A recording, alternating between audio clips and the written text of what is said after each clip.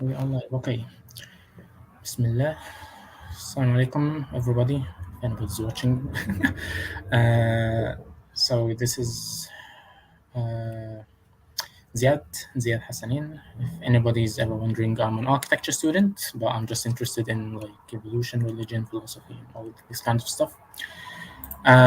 Today I'll be interviewing or like having a conversation, more likely, with Dr. Shoaib Malik. Dr. Shoaib Malik is assistant professor at Zayed University. He has a PhD in chemical engineering from the University of Nottingham. And alongside his research, he has an interest in theology, philosophy, Islam, atheism, and of course, evolution, which is the topic of today's conversation. He has lots of interviews and lots of valuable discussions with academics on his YouTube channel, Fatima Elizabeth, I guess. Fatima Elizabeth. Academic Access. Yeah, Academic Access, yeah. His most recent book, Islam and Evolution, Al-Ghazali and the Modern Evolutionary Paradigm, which was just released last year, and his online course on Al-Balagh Academy, focused on the relation between science and evolution. And I was honored, by the way, a couple of weeks ago to have attended one of his seminars here in London. And yeah, we can start. Hey. Evening, Dr. Shoaib. Nice to see you. Assalamu alaikum, Zayed. Good to see you again. Thank you very much for inviting me to have this discussion. Yeah, the pleasure is mine. Okay, let's just brief like introductory questions. So, why evolution, Dr. Shoaib? Why did you focus on evolution? Why did you choose this field of research? Right. Okay, so I think if many you people can just introduce yourself like a bit more, like from sure. So my full name is Shoaib Ahmad Malik. My parents are Pakistani, but I was born and raised in Kuwait my whole life. I was there until I was 18. Then I moved to the UK for my studies. I did my degree in chemistry and chemical engineering at Bath, and my PhD at the University of Nottingham, and I finished that in 2015. And then since then, I've been an assistant professor at Zayed University, and just been doing courses on philosophy, Islamic theology, and Alamiyya, just to kind of get myself more aware about how these traditional sciences can engage with contemporary issues. Coming in from a science background, I was always interested in seeing how science creates an interface with the Islamic intellectual heritage. And back then I was clueless, like I didn't know what a lot of these things were. It was actually during my PhD that I got to know Islam a bit better. Before then I was like in something I call Jahiliyyah phase, right? So all Muslims have like a Jahiliyyah phase, I feel. And so for me, that was right up until I was doing my PhD. And then started learning more about Islam. And my PhD was actually, if I had to name it, it was more a PhD in Islamic thought than my chemical engineering, because I literally spent so many hours just learning about Islam during my PhD. It started off with my supervisor, who was an atheist. He kept asking about questions of Islam, and I had no answers to any of the things that he was saying. So that's what kind of triggered a lot of these things. Once the PhD finished, I was always like on the hunt for by the end of the PhD, I knew that chemical engineering was not for me. I just didn't want to do it as a profession until like I was in a retiring age. Not that there's anything wrong with chemical engineering. If you're a chemical engineer, that's good on you. For me, I just couldn't see myself being 80 years old and crunching numbers, solving reactor equations. I just didn't want to do any of that. It's a very comfortable life, no doubt, but it for me, it just did not have any meaning. I remember specifically sitting in Abu Dhabi at one institution when I was crunching numbers, and it was an existential shock to my system. Like, this is not something I want to do. It's just not something I'm satisfied with. This doesn't do anything for me. Like, at least in sciences, in biology, in chemistry or physics, right? You don't feel fulfilled with it. Yeah, I know. In the natural science, you're at least discovering stuff. Yeah, there's a sense of curiosity. What is the world like, right? But in engineering, it's mostly about production. A client comes, they have a problem with a factory, with a reactor, with a boiler, a heater, whatever, and they want you to design or solve an issue related to that component, or come up with some kind of product equation. And I just felt I was in I was a cog in a machine of a capitalistic system. That's what I felt. I really felt the upfront nature of it. And so I just didn't feel like I was going to be happy in that. very comfortable for the family. Don't get me wrong. If you're an engineer, you come to the Middle East, you will be taken care of, you know. But I just didn't feel comfortable with that. So then you moved into like evolution research, Islam research. I moved into science, just like Islam and science. What is Islam and science all about, right? And to my surprise, there was quite a decent amount of stuff starting from the 1980s. So in the 1980s, you had this literature on Islamization of the sciences that started off with well-known people like Ismail al-Faruqi, Ziauddin Sardar, you know, Naqib al-Attas, Sayyid Hassan Nasr, and all these major guys. And then I got into some more contemporary works. More recently in Al-Ghazali, his book Islam's Quantum Question. So he's a professor just down the road in Sharjah at the American University of Sharjah. I read his book like 4 or 5 years ago. It was really interesting about like, that was the first like textbook I've read about like science. It was a good book that kind of gave a snapshot of the system of Islam and science. And back then when I read the book, I mean, like, I didn't know my heritage enough, the Islamic intellectual heritage enough to understand exactly what I made of it. But on the face of it, at that moment, I thought I was in full agreement with what Nidal was saying. And then after that, once I started learning more about Islamic thought, Islamic theology in particular, I really started seeing that there's a lot more that can be done here in the field of Islam and science through a theological lens. And by theology, I mean that if we take a system of thought, which we believe to be, so I come from a Sunni background, that's the worldview that I follow. Now within Sunni Islam, you have various perspectives. You have the Ash'ari, you have the Maturidi, you have the Salafi or the Athari folks, right? And so all of these come under the umbrella of Sunni Islam. And I was mostly inclined towards the Ash'ari system. So I wanted to see exactly, if you adopted that worldview, what does science look like in that framework? And I embarked on an MSc of Science and Religion at the University of Edinburgh online while I was doing my job. And that kind of opened the way for me in terms of looking at the field and seeing how this discourse works. What does science and religion as a discourse look like, as a discipline, as a field of study? Because there are only like a few institutions in the world that actually do science and religion. These are Faraday, Ian Ramsay. So Faraday's at Cambridge, Ian Ramsay's at Oxford, University of Edinburgh, that's at Edinburgh, obviously, and then Boston University, the States, right? These have full dedicated programs or research platforms wherein you can do science and religion as a full-time job. And so, religion is like primarily Christianity, of course. Because the field of science and religion, which is the broader science and religion field, not the Islam and science one, that started off in the 1960s, and it had a Christian footing, and it was developed by Christian folks, right? So a lot of the discourse and the literature that is out there on science and religion is written from Christian perspectives. In comparison, Islam and science is just a few handful books, you know, like if there are thousands of them, we have like 10 to 20 from our side, right? And so I think that it is still a relatively nascent field. Now, when I went through my MSc, I went through many different topics in science religion. So you have stuff like AI, you have stuff like evolution, quantum mechanics, the Big Bang, physics, you know, all that kind of stuff. And for me, nothing really kind of, all of them are exciting, like all of them are very good questions.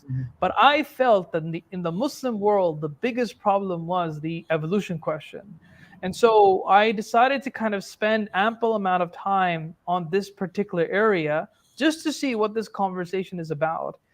Why exactly does it trigger Muslims? What exactly are the worries? You know, what are the theological considerations involved?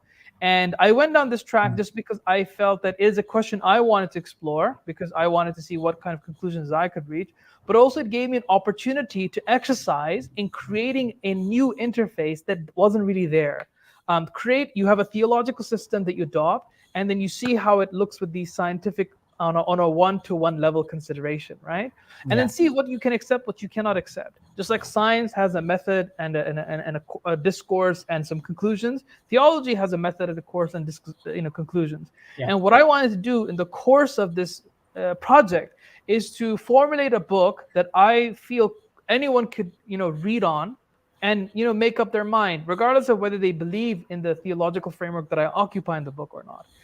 And so, alhamdulillah, since the book came out last year, I think overwhelmingly the response has been very positive. I know one or two folks may not be happy with the conclusion, and we have our respective differences, and that's fair enough. But anyone who gives it like a fair reading, I believe, can easily say that at least it clarifies the discourse, such that as long as you're 18 years old and above, you should be able to read it very well, inshallah. Number two, it shows you that there are options on the table. I don't say that this is the one answer or that is the one answer. At the end of the book, if you read it from A to Z, you'll see that there's more than one response here. And I try my best to be fair to all the proponents that I'm reviewing, as well as I'm critiquing and agreeing with, just to kind of show people that this is a conversation that anyone can have, and these are the kind of variables that you need to have in front of you. So that's how this whole conversation started off.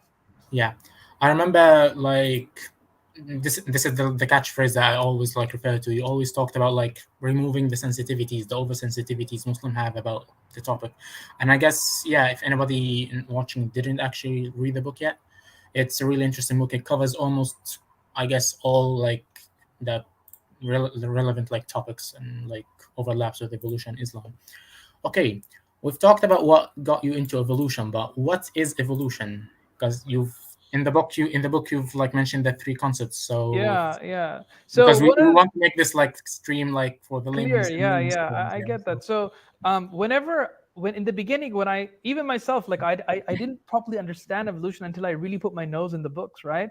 Evolution started meaning different things for very different people. Like if you asked a religious scholar, they thought it meant atheism, or if you asked a layperson on the street, they thought I come from monkeys. If you ask another person, it means inheritance of acquired characteristics. It meant several different things, right? In Sufi circles, it meant progression, right? So what did evolution mean? And so I think it became very clear that there's a lot of confusion just about the term, because there's a colloquial understanding, the layperson understanding, and then the scientific understanding. And so naturally, the first thing I did was just to kind of see what are the scientists saying when they mean evolution. And when people, they kind of they share these articles on Facebook, oh, the evolutionary theory has been debunked.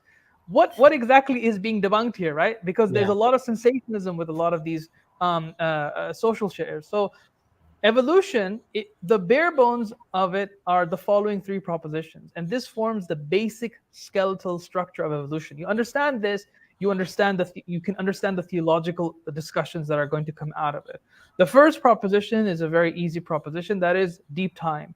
The earth is incredibly old. Previously, the Abrahamic civilizations, at the very least, believed that the earth was around 6,000 to 10,000 years old, largely due to Christian developments.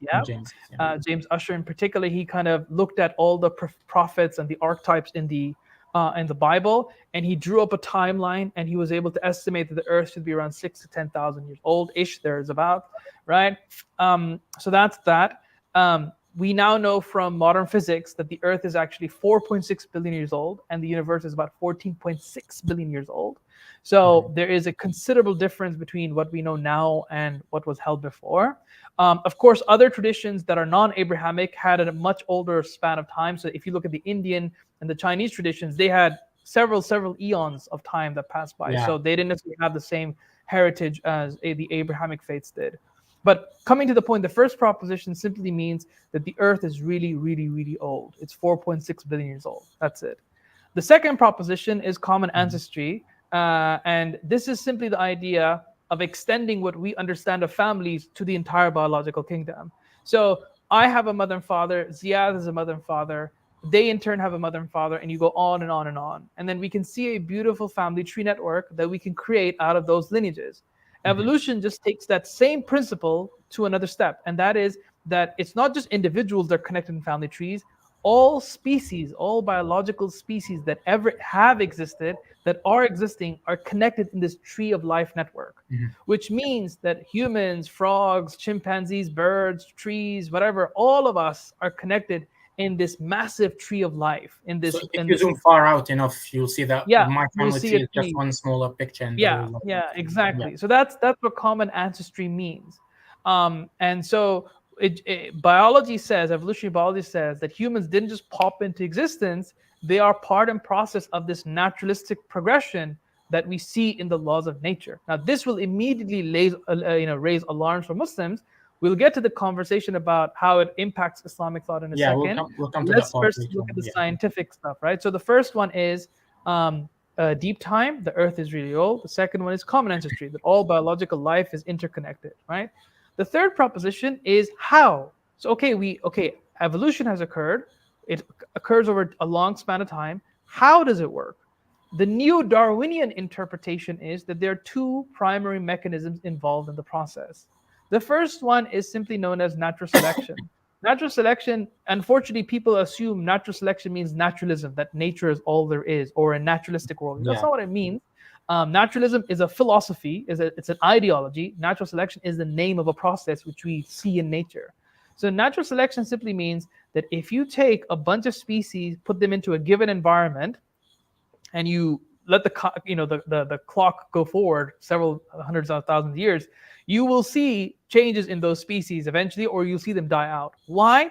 Because species need to be able to adapt to the environment, otherwise they will not be able to sustain and live in that environment. So say, for instance, I live in the desert, and it was 48 degrees just as soon as I came back from the UK, right? It's hot, boiling hot oven, right? And so if you take 100 species and you put them here, if some of those species have thick fur, if they don't adapt and shed that fur, eventually they will die out. They will die out because the insulation of the heat will kill them, right? Yeah. So, however, if there are species that have no skin to begin with, they'll happily live on. There's no fur to begin, they'll happily live on.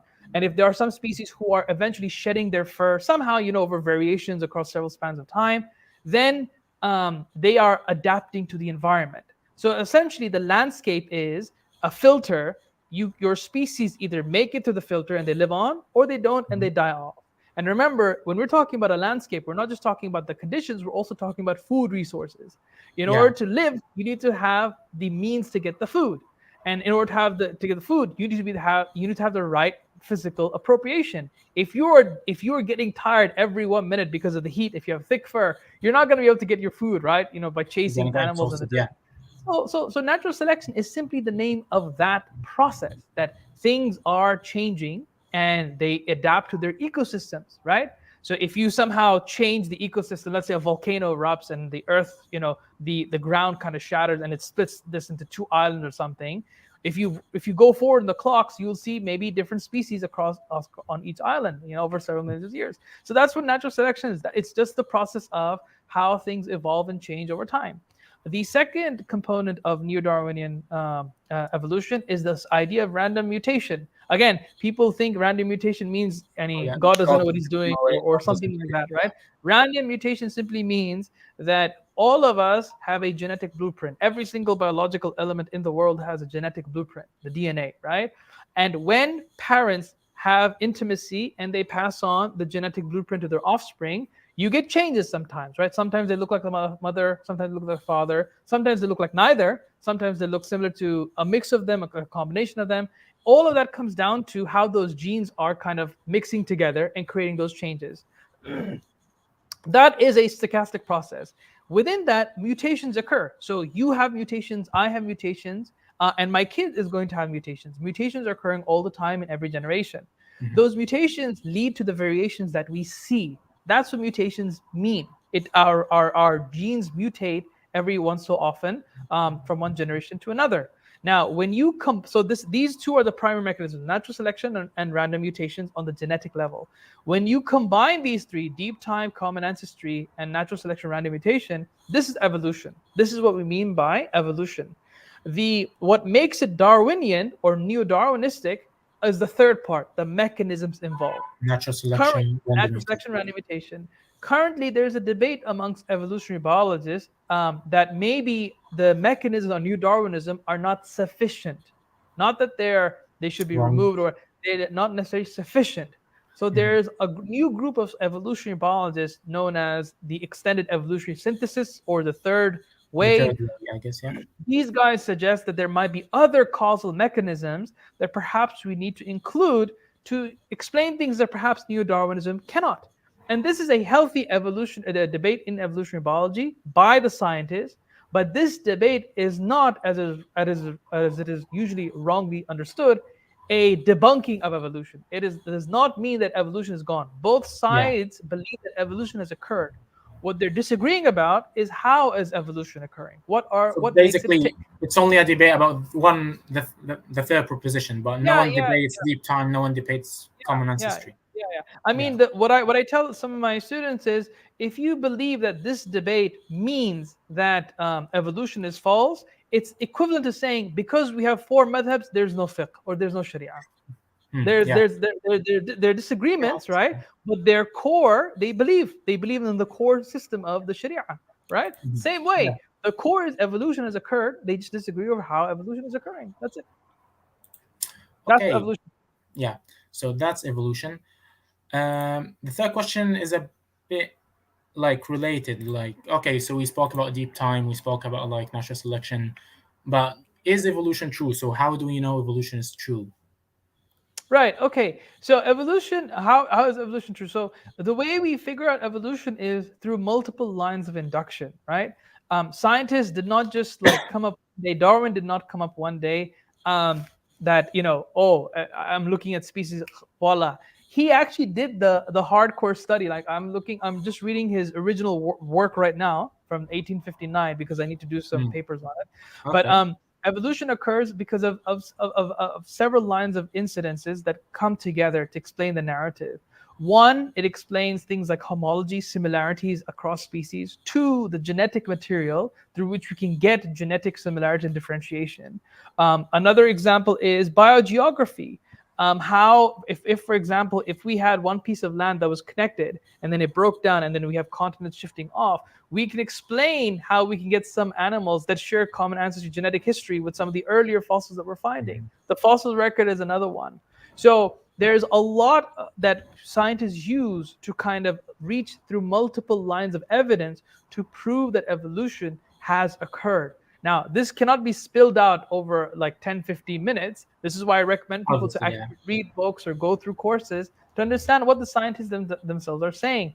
What I find in most cases is that people, they just do like a quick minute search. Evolution is just a theory. Oh, this has been debunked. But actually speak to scientists. The reason why I was in the UK, Ziyad, is because I was at the center of evolution at the University of Bath to learn the latest science. And I threw all these skepticism at them. What do you say about this? What do you say about this? What do you say? And they had answers for a lot of things. Like sometimes they say, we don't know the answer to this yet. They were very, very honest about that. They weren't like hardcore militants, right? But for a lot of the skepticism that was shown against evolution, they had answers for them. And it just goes to show that you just need to spend some time looking into the material. Just as we are diligent with looking at all our Islamic disciplines carefully before we speak something on behalf of them. Similarly, when you want to undermine an entire system that governs a lot of biology across all universities, across all countries, I mean, it takes some guts to say, this theory is debunked by just looking at one or two articles or 1 or 2 YouTube videos. That's not how it works. Spend the time to read the material. So just to recap, so evolution, we know evolution is true by a concept that's called consilience of evidence. So like there are several lines of evidence, several lines of induction, like genetics, comparative anatomy, fossils, and the only thing that explains this whole narrative coherently is evolution. This is how we know evolution is true. It's known as consilience of induction, that when you have multiple lines and you want to give it an explanatory framework, evolution is the best theory on the table. Okay, this gets us to an interesting question. So I've called it, how do Muslims gain knowledge? Because you often get these kinds of arguments that, you should see first if the Quran says it, you should see first what God says, and then come to the question, is evolution true? Is evolution not true? So do you ever get like comments like these? If it's true, if Quran would have told us about it. So I think there's 2 questions here, or maybe I'm not understanding the question. Yes, the Quran definitely tells us stuff, and we should be very diligent in making sure we understand what the Quran is saying to us. No doubt about it, 100%. Just like I recommend, spend the time to learn about evolution, spend the time to learn what the Quran and Hadith are saying, 100%. No one is denying any of that whatsoever. What matters is, however, is the approach that people take to understanding Islam and evolution. Some people will take the approach saying, okay, I have investigated the Quran and Hadith. The Quran and Hadith mention nothing about evolution. That's one thing that they might say. Another thing they'll say is the creation of Adam is unescapable. Therefore, evolution is false. They'll usually do one of these two things. Either they'll say that the Quran doesn't mention evolution at all, or they'll say that because of Adam salam, we just reject evolution altogether. That's one approach. The other approach is, okay, I want to look at evolution, and then they'll find all the plug holes in evolution based on their lay reading sometimes, right? And then they'll say, khalas, this theory is debunked. There's no grounds here. It's debunked. Khalas, bye-bye. So that's one way, right? They'll undermine it. My approach has been to kind of go beyond both of these, and that is look at what the evolution says, right? And I was convinced that there's pretty strong evidence here, no doubt about it whatsoever, right? And then see what the Quran Hadith is saying, and then taking the best of both, taking the absolute best of both. What is the middle ground that you can reach? What kind of solutions can you reach here?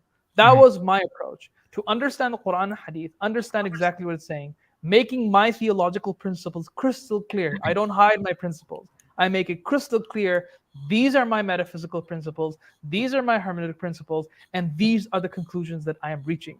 I do the same thing with the science. So, you know, in the Quran, we're told that listen to the people that know, right? Go to the scholars that know.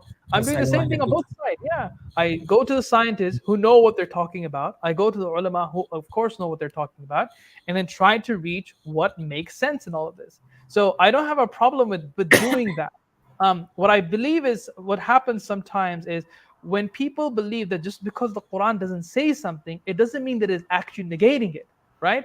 Just because the Quran is not meant to be a recipe of all the scientific theories in the world. It's not that. That's not its function. The Quran at times makes certain things that relate to science. For example, miracles. You know, we have the idea that Prophet Musa alayhi salam, he split the seas, right? His staff turned into a snake. I have no problem believing in that. My theology accepts miracles. I have no problem believing in miracles.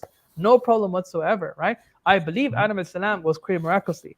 But does it say about anything else? Does it say about deep time? Does it say about natural selection? Does it say about random mutation? Does it say about that there's chimpanzee, a primate ancestor? It mentions nothing. Nothing to that effect whatsoever. Zero, zilch. So I believe that we need to kind of make sure we're crystal clear. Sorry, 1 second. I think there's somebody at the door. I just need to. It's all right. It's okay. Okay. We'll just wait for Dr. Shoaib to come back.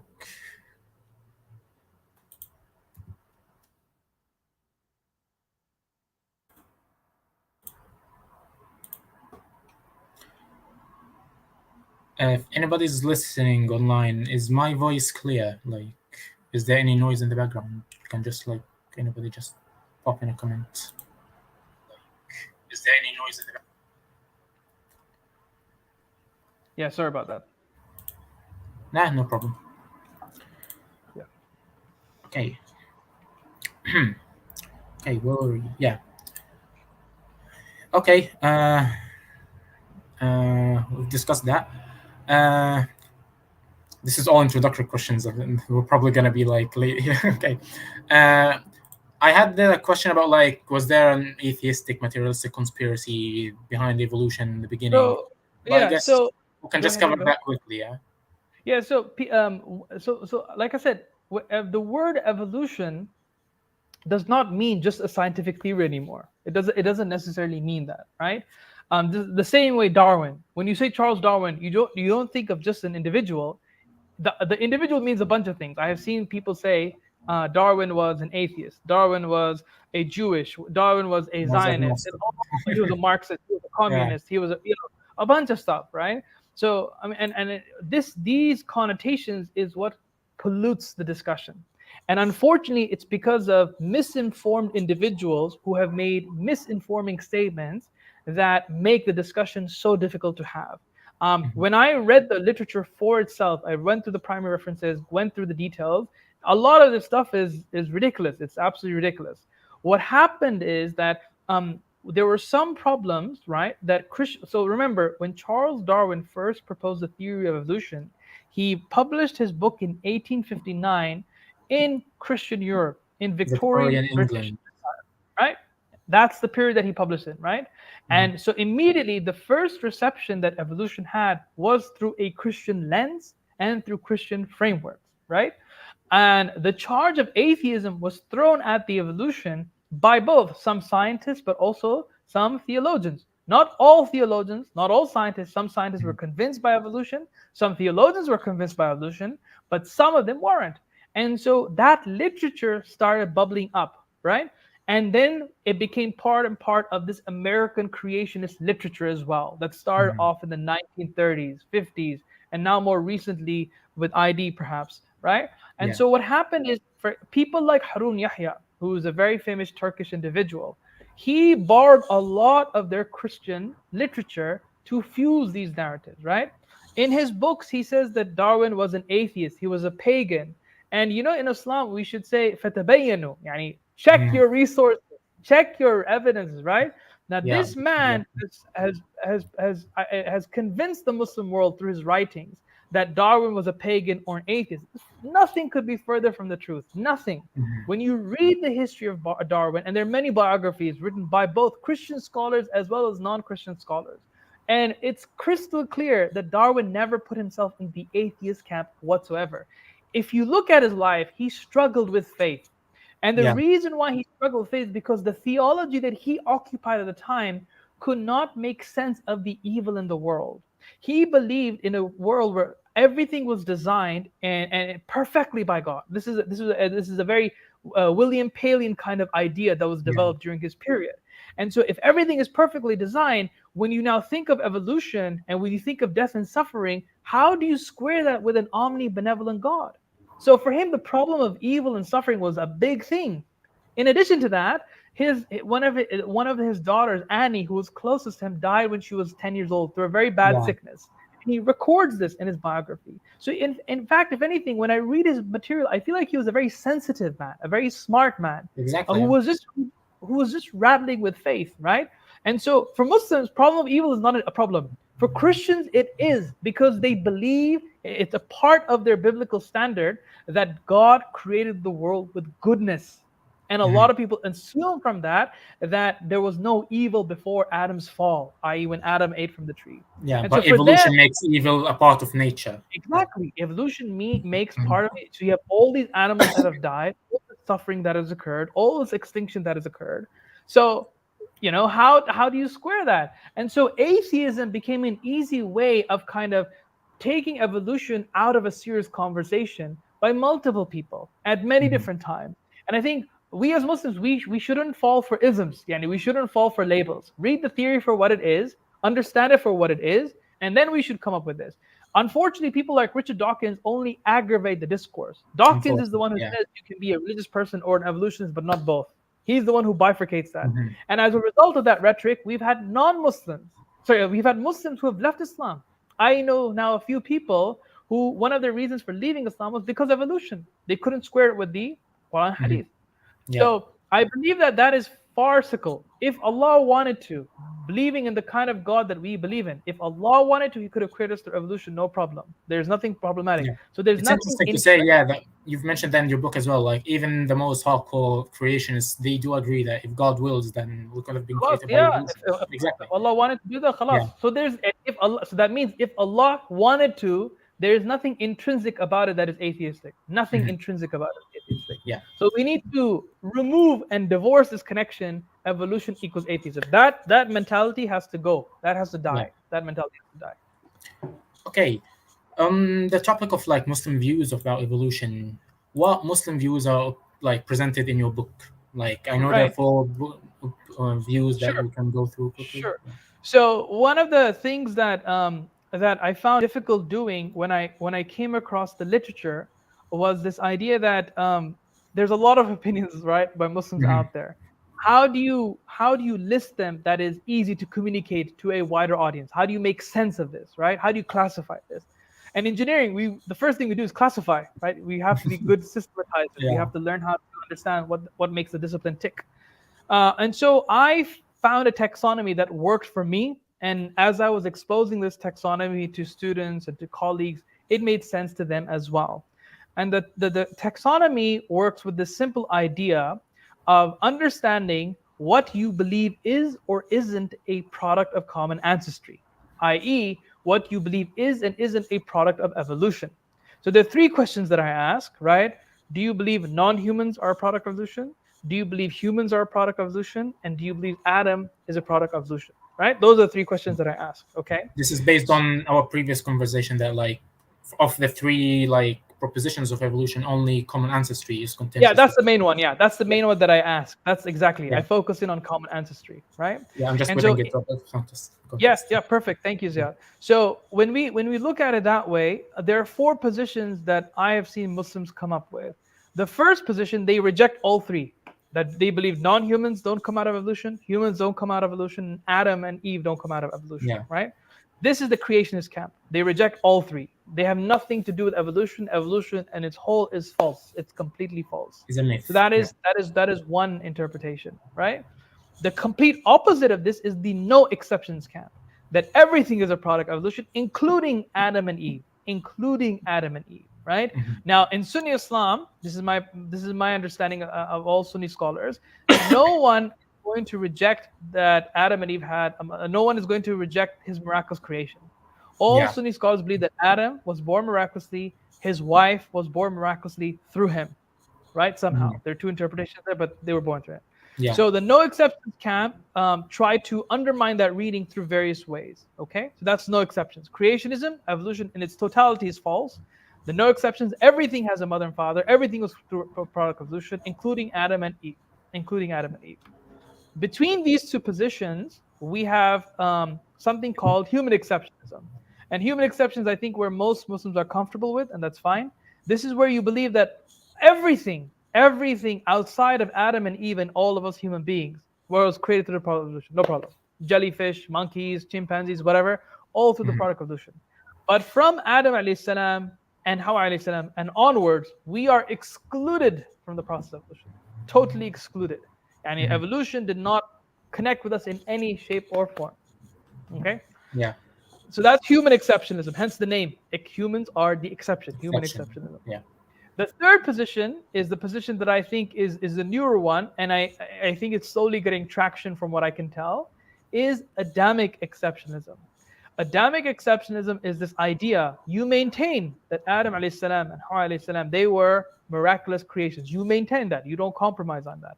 However, the Quran and Hadith are completely silent about what existed at the time when Adam alayhi salam and Hawa alayhi salam were created miraculously on earth. And so the principle here is that is tawaqquf.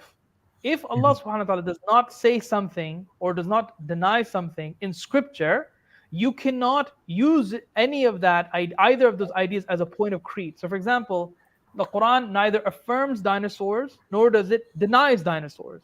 But so whether you believe in dinosaurs or not is your personal opinion. It has no bearing on the akhirah. In the day of judgment, Allah is not going to ask you, did you believe in dinosaurs? Right? It's not a point of creed. It is not a point of your aqidah. Similarly, when Adam alayhi salam was created on, first of all, we don't know when he was created. That's the first thing. When did he exist? Islam says nothing. Zero information. We don't know. He could have existed 5,000 years ago, 10,000 years ago, 50,000 years ago, 100,000, 1 million. We don't know. Zero clue. Zero information. That's number one. Number two, what coexisted at the time whenever he existed? Again, we don't know. The Quran mentions nothing. It mentions absolutely nothing. So could there have been humans or human-like entities that shared physical features like us? Could they have shared similar linguistic features as us? Yes, it's possible. The Quran doesn't deny that. The Quran doesn't deny that, nor does it affirm that. So you do tawaqquf on the matter.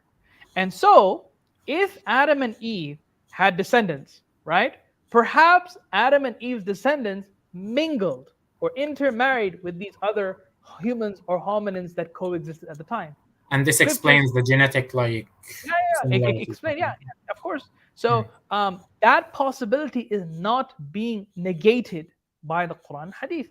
Yeah. And so, if you are comfortable with evolution, you can either be a human exceptionism. So in human exceptionism, you believe Adam and Eve created all of us, and there's no any interference. Adamic exceptionism says Adam and Eve, gave birth to their kids. They had lineages, but some of those lineages mixed with other humans and hominins created through evolution. Mumkin, bilimkan. Yeah. Right? So that's Adamic exceptionism.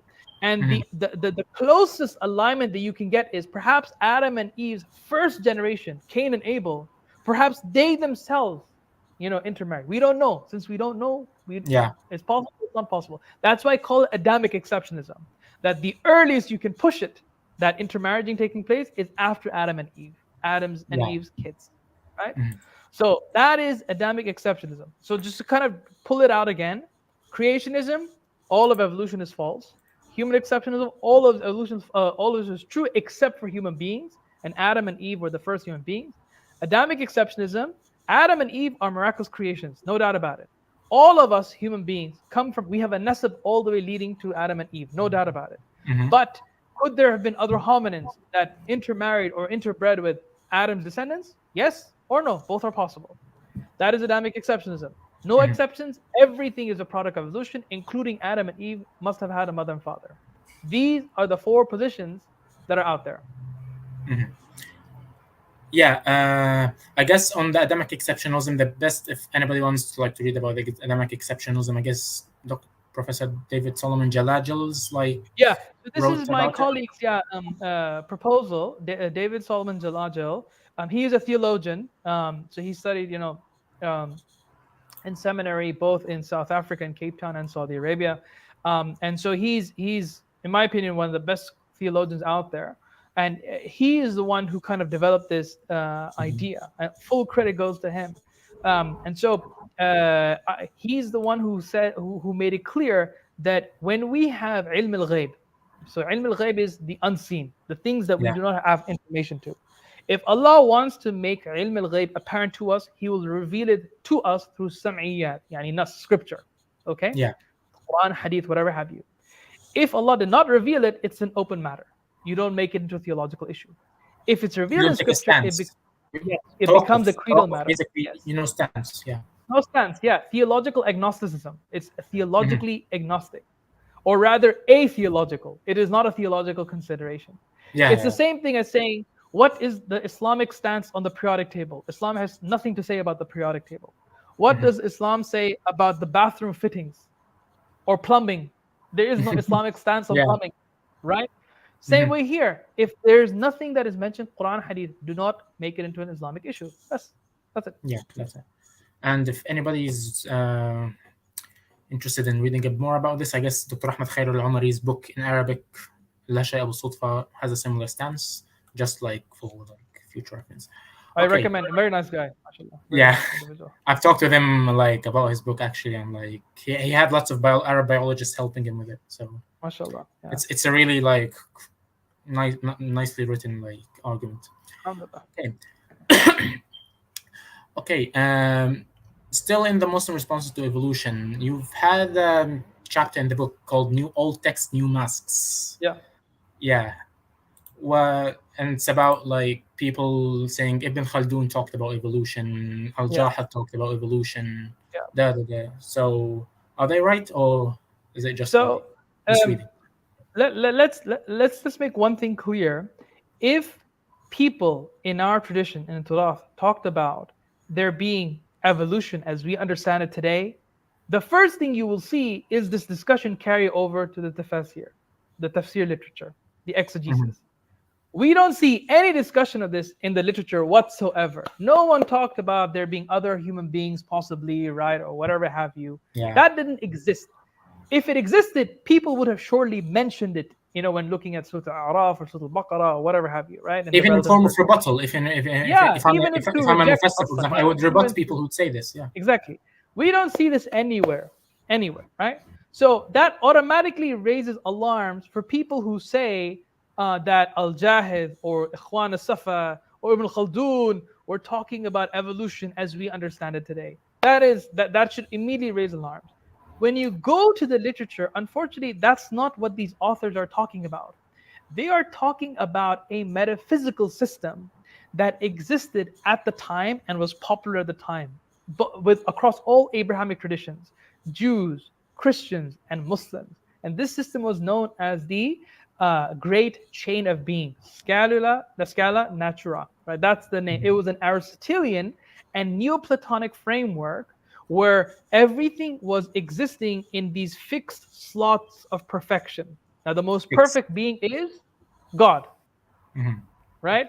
And then you have angels. Then after angels, you have man. Then you have animals. Then you have plants. Then you have minerals, etc. So everything was in a fixed order of perfection. Now, on the face of it, it looks a lot like evolution, but it is a completely different thing. It's not talking about progression from one to the other. If it is, it's talking about it in spiritual terms. They're talking about it in spiritual terms. Because Rumi, he uses spiritual language, right? It's a spiritual language. So therefore, you cannot believe that evolution is the same as the great chain of being. The great chain of being is an atemporal scheme. It is not a time scheme. Evolution is a time scheme that shows how future entities are descendants of previous entities. This is not being discussed in the great chain of being. And it's very easy to consider, oh, wow, subhanAllah, it's talking about levels. It's very tempting, but it'll be anachronism. We are imposing something we know today onto the past.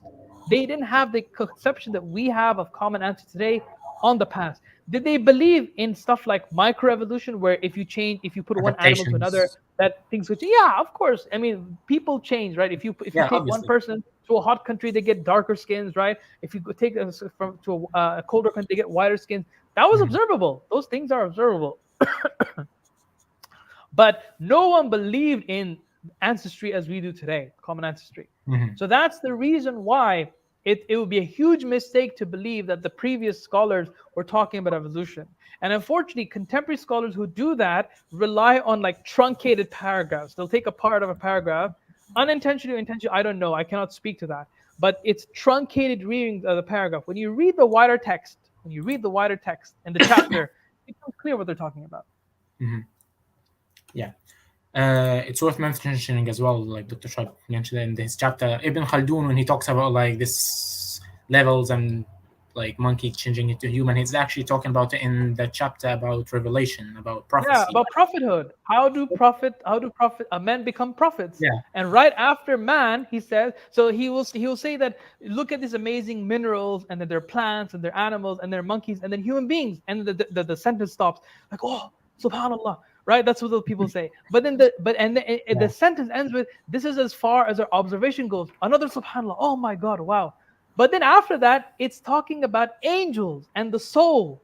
It's not talking about evolution. Where do the soul and angels fit in evolution? It doesn't. These are not physical realities. It's talking about a gradation of being, where prophets have the ability to reach an angelic form, where they can learn spiritual truths, come back in human form, and teach it to humanity. Okay. All right. Thank you a lot. Okay. Now we'll be more like about the book itself, about your methodology in the book. So you've explored, like you've said, you come from a Sunni background. You were exploring this from like an Ash'ari view. But why especially focus on Al-Ghazali? Okay. So let me start with Ash'ari first. So the reason why I'm more inclined to Ash'ari is because the worldview inclines to what I personally believe. A lot of the positions that I was thinking about, I just naturally drew to the Ash'ari system. That's one thing. Number two, out of the thinkers that I looked at, I really had a fascination with Ghazali. So I was introduced to Imam Ghazali in my PhD years. We had a few shuyukh that came down, gave some talks, and one of them gave a talk on Imam Ghazali, and that was my first exposure to Imam Ghazali. And so I just naturally, and interestingly, when I started learning about Islam, when in my PhD, I would pick up a book by Imam Ghazali. Some people say he's mubtada', so don't listen to him. And when I start picking Ibn Taymiyyah, was that here in England? Yeah, England. Yeah. So and then when I pick up Ibn Taymiyyah, some people say he's mubtada'. Yani everyone is mubtada' to somebody. Exactly. I didn't know what to do. Yani. So I'm thinking, subhanallah, like what is safe in Islam? So what I stopped doing was listening to people during PhD and just started reading. And then that's how I got to really kind of drawn to Imam Ghazali. His Munqidh min Dalal, his autobiography, right? Ya ayyuhal walad, his advice to a student or a student, somebody who was reaching out to as a message of inquiry. That was a very nice treatise. And basically, the reason why I am inclined towards Imam Ghazali is because in Islam we have several disciplines, right? We have usul al-fiqh, usul al-hadith, right? We have kalam, we have tasawwuf, sufism, whatever. I believe Imam Ghazali reached a point in his life where even after mastering all the sciences, he started putting everything into its proper place, right? Mhm. So ilm A al-kalam coherent framework. like a framework. He had a very interesting methodology, right? So this is somebody who was an expert mutakallim, somebody who knew aqidah inside out. Very sharp debater, queued up, was a professor of the latest Dars Nizami, Nizamiya, sorry. At the age of like 35, he was like the dean of the institution, right? So that kind of level where we're talking about. Then he had a spiritual crisis, and then he was, in 10 years, he wrote the Ihya Ulumuddin, the revival of the religious sciences. And so for me, when I looked at his ideas, everything kind of clicked. I loved how he balanced, the senses, the mind, and the heart at the same time. And I think he kind of understood that. What I really appreciated, and this is something that because when I came to Islam, I was a very rigid. I wanted everything to be aqli. Everything had to be rational to me. Yeah. But Imam Ghazali kind of helped me go outside of that. Not everything comes under a rational framework. There's some spiritual realities that cannot be reduced to rationality. Not that kalam is not needed or it's not complete. No, kalam has its place, but spirituality has its place as well. And so I really kind of felt that he was a very holistic thinker, and he gave you a very coherent worldview. And it shows in his development, his personal development. If you read his earlier works, his more later works. So that's why I was naturally drawn to Imam Ghazali. Okay, I'll ask a tricky question here. So it's a question that I've mentioned to you like a while back. So I guess Zayed University, you mentioned him before. Yeah. Like in one of his talks, he like quote he said, "Reading Al-Ghazali might make you a better Muslim, but it will not solve your modern problems." Do you agree, disagree? I guess you disagree because like you've technically applied that. Yeah, Ghazali so to, like, I mean, I need to see the context of that statement to kind of make sense of what he was referring. Is it social political problems? Is it what are the problems that he's referring to? He was talking about like, because Zayed Sardar is like more concerned about like the futures of Islam, futurism. Sure. Yeah. So I guess that was in that context. I've listened to it like a year ago or something, so I don't really remember the context. Sure. But, so I can't speak to the intention of that because the context is not clear to me. But is Ghazali relevant, and can he be? Yeah. So this is the question: is Ghazali relevant? Does Ghazali I think he's solve our 100% problem? relevant. I believe that he developed a very interesting framework, and his ideas can be used. Can they be used exactly as they were developed 1,000 years ago? Maybe not. Some things have to be updated, for instance. And I explain those things that I mentioned in the book. I make it clear what are his ideas, what are new ideas that I'm kind of integrating with Ghazali's framework, no doubt about it. But Ghazali, most importantly, I think, was in his exposition of the spiritual dimension of Islam. Bear in mind that Imam Ghazali was at a time that there were many fuqaha and mutakallims that were trying to make a name for themselves, right? And it was it led to this, interdebating and fighting and just kind of, bursting up your pride, basically, right? And I think Ihya Ulumuddin was kind of his way of completely deleting himself, diminishing himself, to start from scratch, but from the heart this time. And I think that journey and the work of Ihya Ulumuddin is so important. It really has the tarbiyah embedded in it that I think can help Muslims. I'm not sure if it can solve world problems. We are living in a very different climate, politically, socially, economically, financially. There are things that we have that he never had, 100%, right? So I'm not saying that Ghazali is the solution, but he is a contribution that I think that we can benefit off of for moral rectitude and for having a coherent theological framework at the very least. At the very least. Okay, that's really helpful, really insightful. Okay. So you've taken Ghazali's theology, hermeneutics, you've applied it to evolution. So what does it entail? What does it get us to? Right. So if you read Imam Ghazali, the first thing you will learn about Imam Ghazali is that he wears multiple hats, right? Sometimes he's writing as a faqih. Sometimes he's writing as a mutakallim. Sometimes he's writing as a Sufi. So which Imam Ghazali are you addressing? Which Imam Ghazali are you looking at, right? So I make it clear in my book that I look at his work primarily, or rather I utilize his works that fall in the category of kalam, ilm al-kalam, or theology, right? And there's a very specific reason why I do that. If people are claiming that evolution is theologically problematic with Islam, you need to have it looked at from a theological lens, naturally, right? So that's why I focused on his theological framework. And I also chose his hermeneutics that matches very well with his theology, which he discusses in his Faisal and even his Mustafa a little bit, right? So that's what I tried to do in this work. So I adopted his metaphysics, I adopted his hermeneutics, and I show how they gel. And then through that framework, how I evaluated the 4 positions that we discussed earlier: creationism, human exceptionism, Adamic exceptionism, and no exceptions. One of the things that I think I really kind of benefited while I was doing this study is that Imam Ghazali has no problem with not having fixed answers. He makes it very clear in his Qanun Ta'wil that if you have more than one interpretation, no need to force one interpretation. It's okay to have multiple interpretations, right? Because on the Day of Judgment, if you try to force something and both positions are equally valid, Allah might ask you on the Day of Judgment, why are you forcing this interpretation? There might be any akhirah consequences. And I thought, and again, that ties in with this epistemic humility that I feel is so needed in some of these conversations. And it ties up to our previous discussion that, like, you don't claim that, like, for example, Quran doesn't say anything about, like, dinosaurs, for example. You don't claim that Quran does say something. There's a difference here. There's a difference between ambiguity, on which there could be multiple interpretations, and a difference between and tawaqquf, which is when Quran doesn't mention anything. Quran does not have a stance on dinosaurs, be it for the negation or affirmation. That is tawaqquf. But if, for example, you wanted to know where was Adam alayhi salam, where was the Jannah? It was the Jannah fil ard, fil sama. That is open to interpretation, because those opinions exist. We don't know. There are 4 opinions in total, right? Yeah.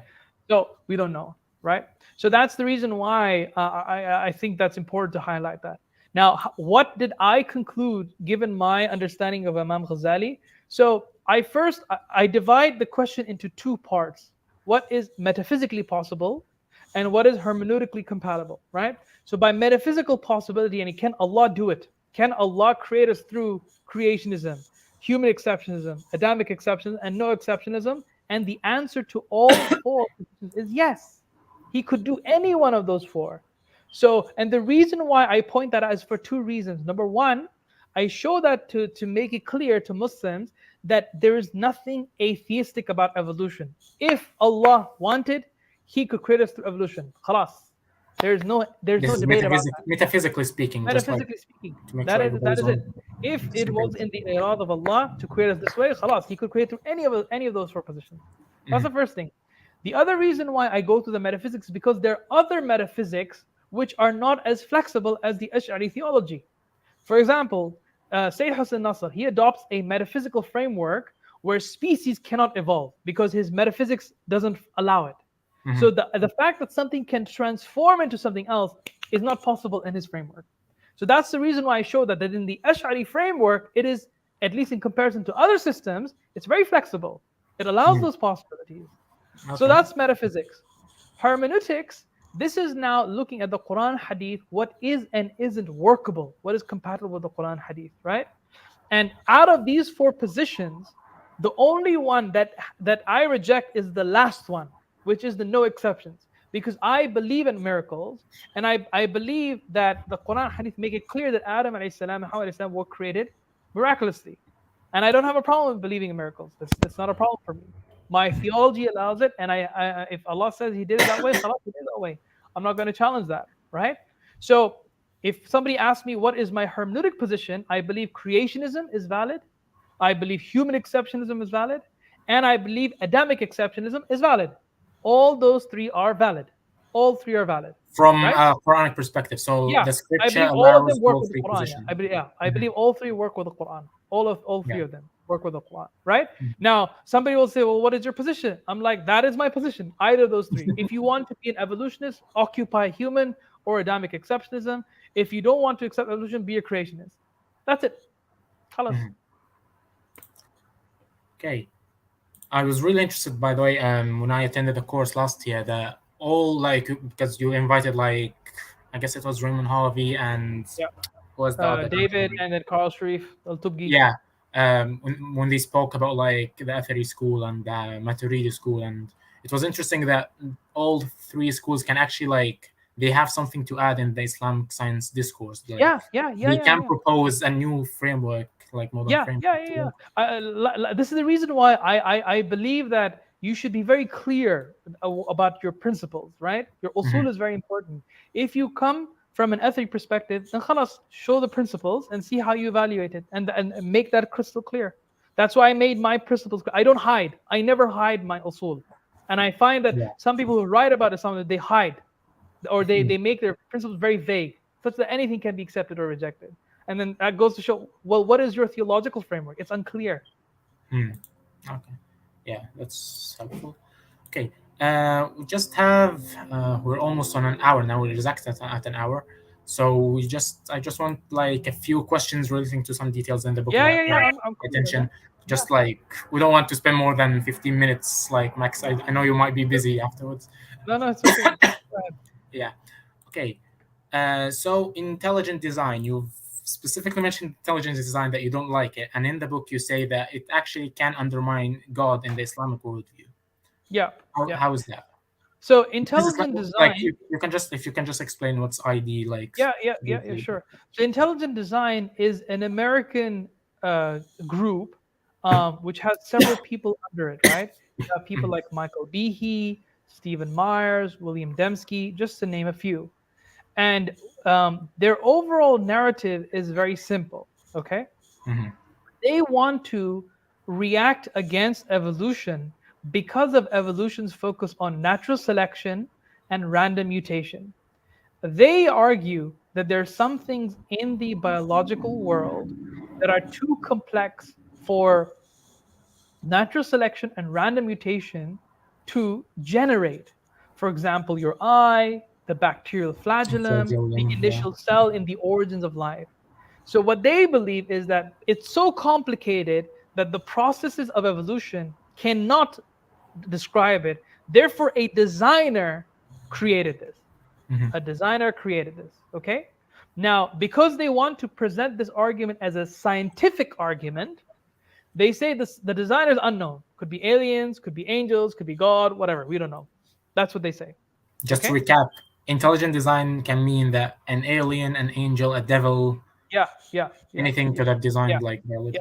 So that's the narrative that they focus on. That there's something so complex that a designer must come in and created that, because our science cannot explain it, right? Our natural selection, random mutation cannot explain it. And there are potential problems with this. Number one, so from a scientific angle, as I said earlier, that just because neo-Darwinism, natural selection, random mutation cannot explain it, does not necessarily mean there is no scientific explanation. There is no scientific explanation. That is not made clear. There could be a scientific explanation for the things that you have highlighted, which could be, then it could be explained away. So it's scientifically, it's a tentative God of the gaps argument, scientifically, right? And that leads to my theological claim. If Muslims automatically, when they think of ID, they think, oh, Allah designed it. But Allah is not just responsible for the complexities. He's responsible for everything. He's responsible for the dust particle on the edge of my wallet. That is also what Allah created, not just complexity. It's not complex, but it's God's creation. Yeah, everything in creation is the product of Allah, not just the complexity quarters, right? And so with this over-focus on complexity, which is open to being proven false because of possible tentative gaps in our scientific knowledge, you can undermine your faith. If a Muslim relies that, my faith rests on that science can never show me the origins of life or show me the evolutionary processes of eyes or bacterial flagellum, you are resting your case on a tentative foundation. Because if in 10 years or 20 years, or if it's already been proven now, khalas, where did your argument go? The problem is that as Muslims, we believe Allah created everything. And the fundamental bedrock for that is the contingency argument, at least in the ilm al-kalam tradition. Which is in Arabic, it's called dalil al-huduth or dalil al-imkan. So dalil al-huduth or dalil al-imkan, that's it, right? So those arguments are the bedrock of the kalamic worldview. That's the bedrock, right? So regardless of whether that thing is complex, not complex, a rock or a complicated machinery, it makes no difference. Everything that is min al-imkan goes back to wajib al-wujud, the necessary being. And as a result of that, whether it has a scientific explanation or doesn't, both of them are explained by the wajib al-wujud. Whereas ID only allows you to be comfortable to have an answer if there is a gap. But if the Quran and Hadith are silent about something, why are we putting our eggs in the basket when science could one day explain it? So it is a tentative foundation. It's a dangerous view. It's a dangerous theology. It's a dangerous theology. It is resting on a specific idea that, okay, there is something that science can't explain, therefore God did it. So that's a problem. Now, some people say I am misrepresenting ID. ID is saying that there's design in nature and it proves the power of God. I am not undermining design. When you look at nature, you see design, you see laws of nature, and you say, subhanallah, I don't deny any of that. But then that makes ID no different to any other design argument. No difference whatsoever. That's another design argument. Muslims don't have a problem with design argument. No problem whatsoever. However, the problem is with this over-focus on complexity, which evolution cannot explain. And since Quran and Hadith are silent about those ideas, why do we have to have a stake? If it has if it is scientific explanation, fine. Alhamdulillah, contingency, wajib al-wujud. If it doesn't, khalas, alhamdulillah, contingency, wajib al-wujud. What's the problem? Yeah.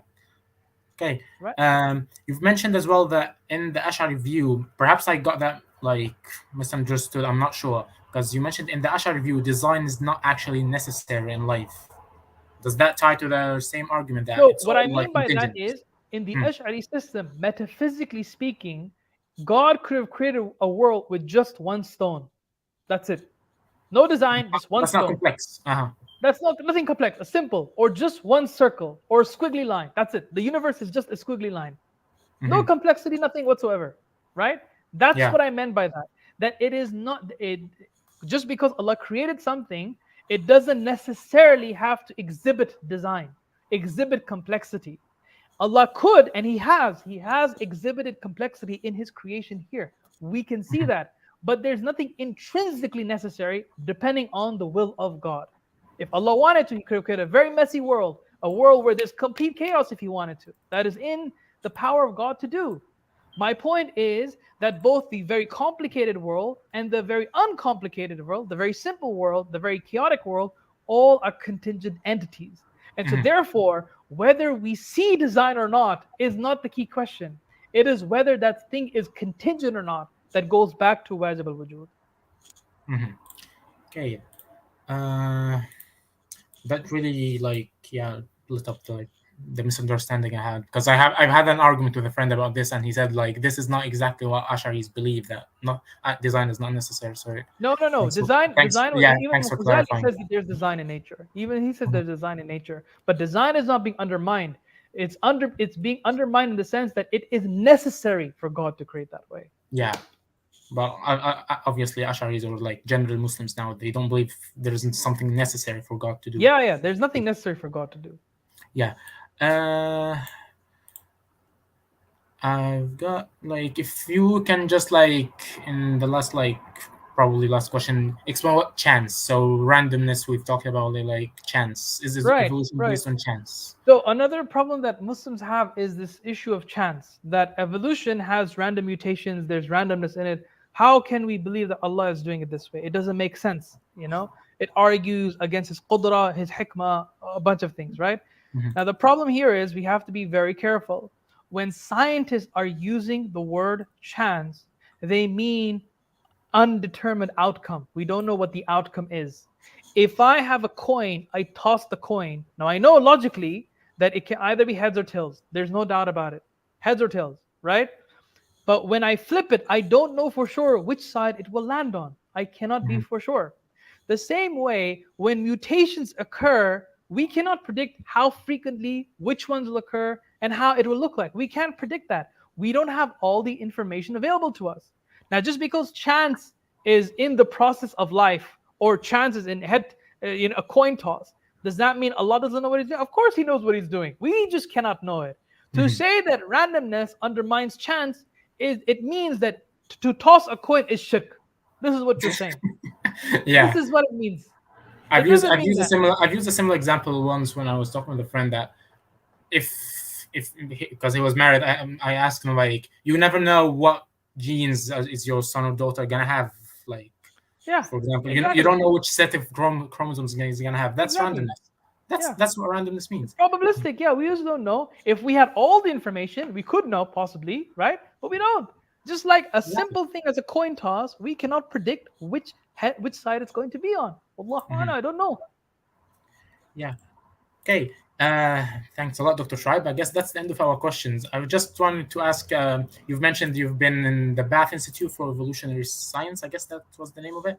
If you can just tell us briefly about your future plans, because I've heard there's like interesting projects going on the way.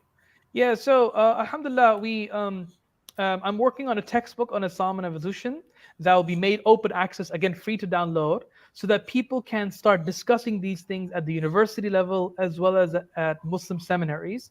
And it'll be written in a way which is accessible. I'm not arguing for anything. I'm just presenting options so that people can discuss about them. That's one thing. So is it similar to the book we're discussing today? So yeah, it's a textbook though. It's meant to be a textbook to kind of help teachers and students engage with one another in the class.